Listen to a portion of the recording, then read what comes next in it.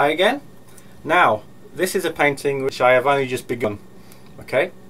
Now, I thought what I'd do here is discuss how I actually construct it to begin with, how I actually get it off the ground, and how I begin. Okay.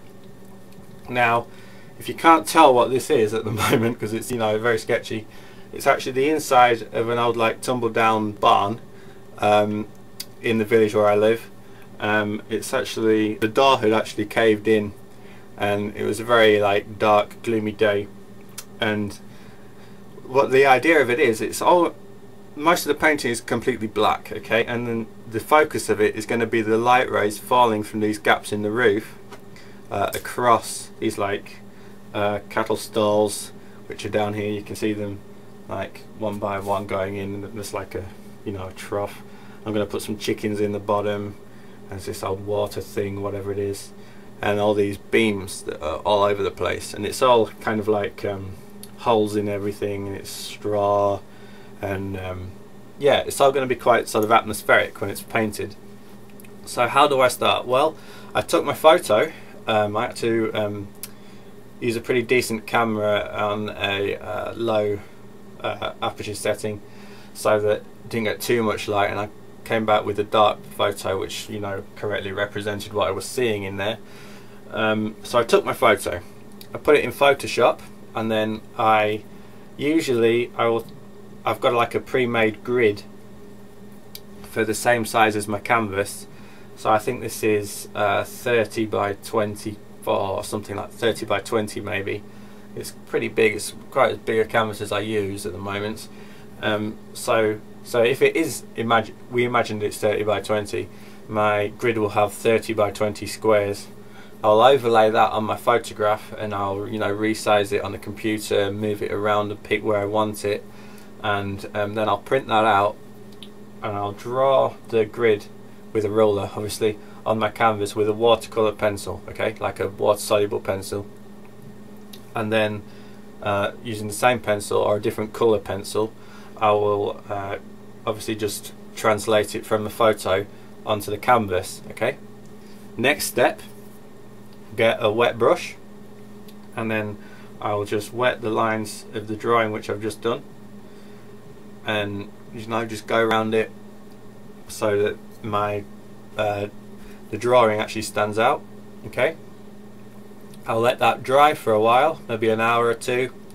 I'll perhaps even come back to it the next day so it's properly dry, and then I'll quickly dampen the lines of the grid on the canvas, and then with a piece of kitchen roll or just a piece whatever, I'll just dry them off, rub them out, so that I'm left with the lines which were already dry of my drawing on my canvas. It's all correct, and there's no grid there anymore. Okay.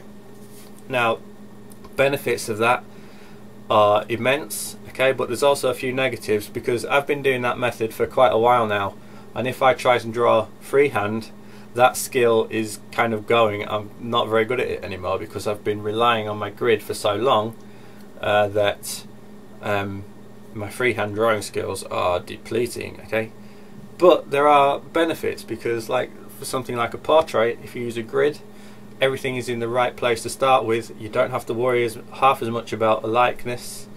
Or if you're doing something like a car, which has got to be particularly precise, that's all there.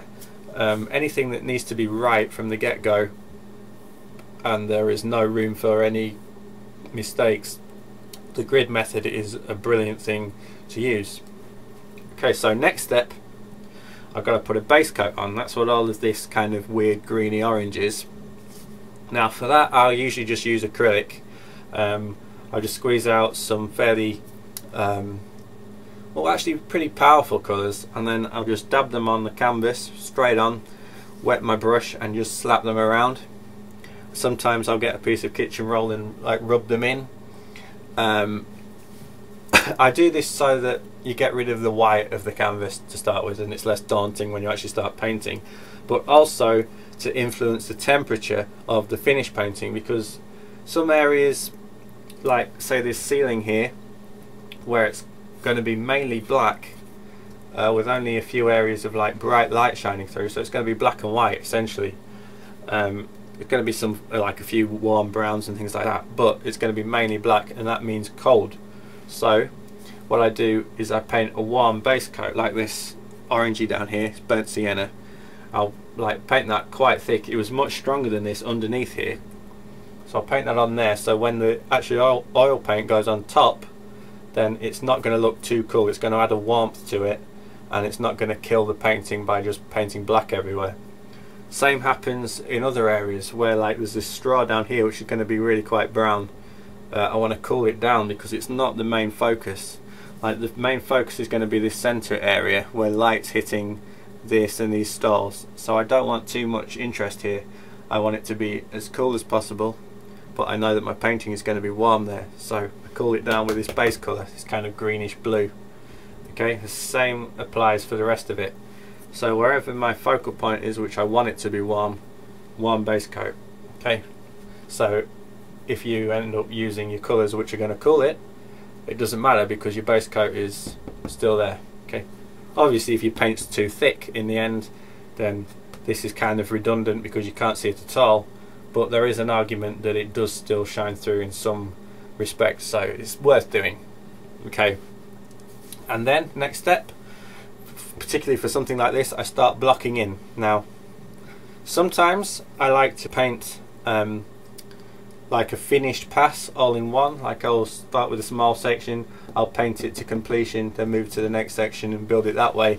This time I've opted to block it in because I need to get a feel of the whole image working together before I can really tweak it, so I can see it, because it's very much a complete thing. It's not in sections.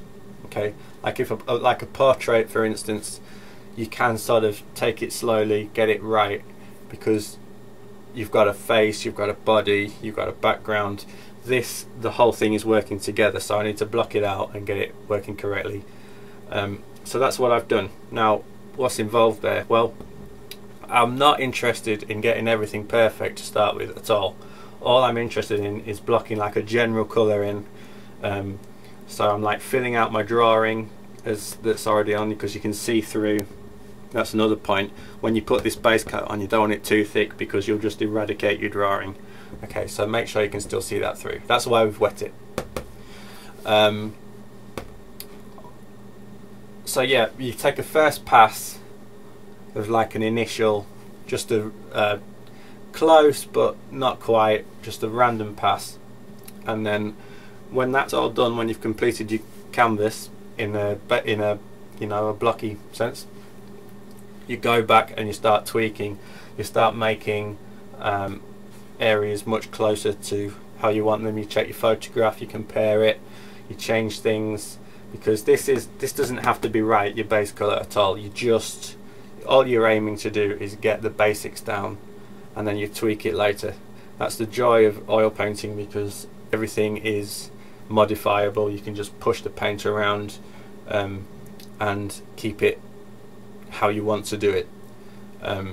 So mistakes don't matter. Don't worry about going wrong or putting the wrong colour on. It just doesn't matter at all. When you paint over it and add your main colour, all it's going to do is add interest there. So if you've got a wrong colour there and you paint over it, maybe some parts of that wrong colour will show through, and it will add a different aspect to that. It doesn't mean that it's going to be any worse. In fact, most of the time it can look a lot better because it looks like you've worked on it more. So yeah, that's how this painting shapes up at the moment. Hopefully this gave you some ideas on how to start, because everybody knows that actually where to begin a painting is one of the biggest mysteries. Doesn't have to be. Anyway, I hope that helped. Please like this video, leave me a comment, anything you'd like to see or ask me to talk about in the future. Please subscribe, and I'll make some more videos and show you this when it's done as I come to them. Okay, see you later, thanks, bye.